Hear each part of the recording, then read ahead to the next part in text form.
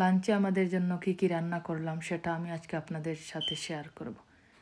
যেহেতু এটা আমার ব্লগ চ্যানেল, আমি প্রতিদিন যাই করি রান্না বান্না এগুলাই তো আমাদের কাজ।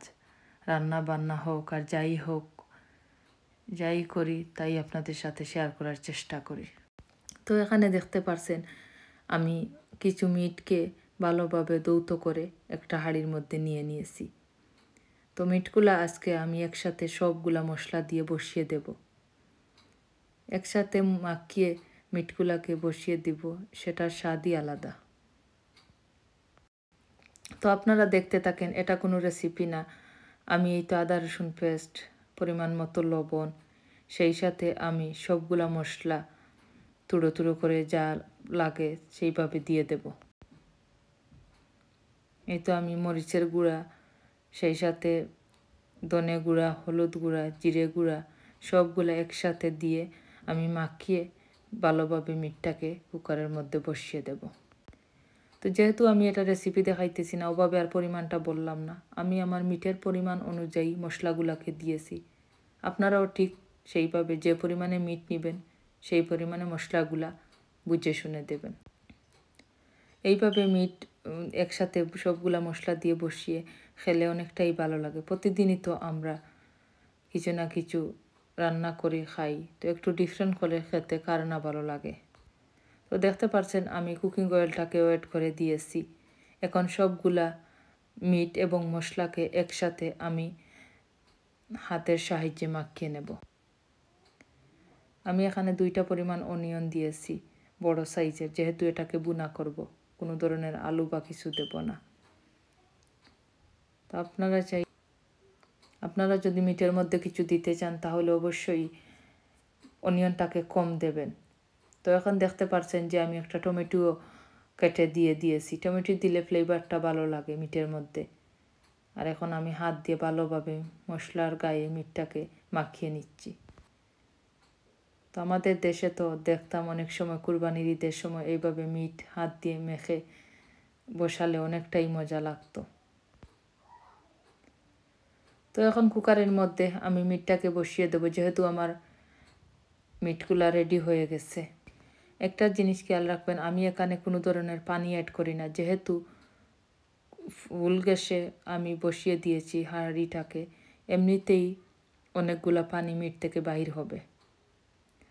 তো অন্যদিকে আমি ফানটাকেও বসিয়ে দিয়েছি আমার কেটে রাখা ভাজিগুলাকে, এখন আমি ভাজি করে নেব। তো ভিউয়ার্স দেখতে পাচ্ছেন এখানে অন্যদিকে আমি আরেকটি ফান বসিয়ে নিয়েছি। ফানটি বসিয়ে আমি আমার কেটে রাখা ভেজিটেবলগুলোকে ভাজি করে নেব। তো এদিকে আমার মিটটা হইতেছে, অন্যদিকে আমার ভাজিটাও বসিয়ে দিয়েছি। তো ভাজির জন্য আমি পরিমাণ মতো তেলটাকে দিয়ে দিছি, সেই সাথে আমি তেলটা গরম হয়ে যাওয়ার পরে আমি পেঁয়াজটাকেও দিয়ে দিলাম। পেঁয়াজটা ভালোভাবে আমি নাড়াচাড়া করে নেব। পেঁয়াজটা যখন ভালোভাবে নাড়াচাড়া করার পরে ব্রাউন কালার চলে আসবে, তখন আমি পেঁয়াজের মধ্যে লবণ এবং চিলিগুলোকে অ্যাড করে দেব। তো প্রতিদিনের মতো ভিউয়ার্স একটি কথা, আপনারা যারা আমার চ্যানেলে নতুন, এখনও আমার চ্যানেলটাকে সাবস্ক্রাইব করেন নাই, প্লিজ আমার চ্যানেলটাকে আপনারা সাবস্ক্রাইব করে নেবেন। পাশে থাকা বেল বাটনটি অবশ্যই প্রেস করে রাখবেন, যাতে আমার নিত্য নতুন ভিডিওগুলো দেওয়ার সাথে সাথে আপনাদের কাছে নোটিফিকেশনটা চলে যায়। যে সকল ভাই বোনেরা শুরু থেকে এখন পর্যন্ত আমার চ্যানেলে আছেন তাদেরকে অনেক অনেক দোয়া এবং ভালোবাসা রইল। আপনারা আমাকে যেভাবে সাপোর্ট করে যাচ্ছেন, প্রতিনিয়ত এভাবে আমাকে সাপোর্ট করে যাবেন। আপনাদের সাপোর্টের কারণেই আজ আমি এই পর্যন্ত আসতে পারছি। অবশ্যই আপনাদের সাপোর্ট সাথে থাকলে আমি অনেক দূরে এগিয়ে যেতে পারবো। আজকের এই ভিডিওটি যদি আপনাদের কাছে একটু হলেও ভালো লাগে, অবশ্যই লাইক দিতে ভুলবেন না। লাইক দিয়ে ভিডিওটি দেখা শুরু করবেন।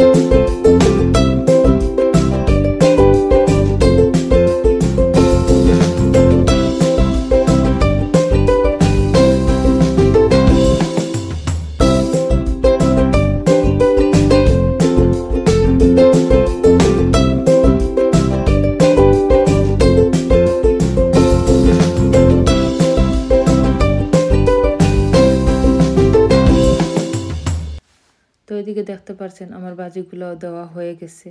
আমি এখন একটা কাঠির সাহায্যে ভালোভাবে নাড়াচাড়া করে নিচ্ছি। তো ভালোভাবে নাড়াচাড়া করা হয়ে গেলে আমি কিছুক্ষণের জন্য স্লো গ্যাসে ভাজিটাকে আমি একটু ঢেকে রেখে দেব।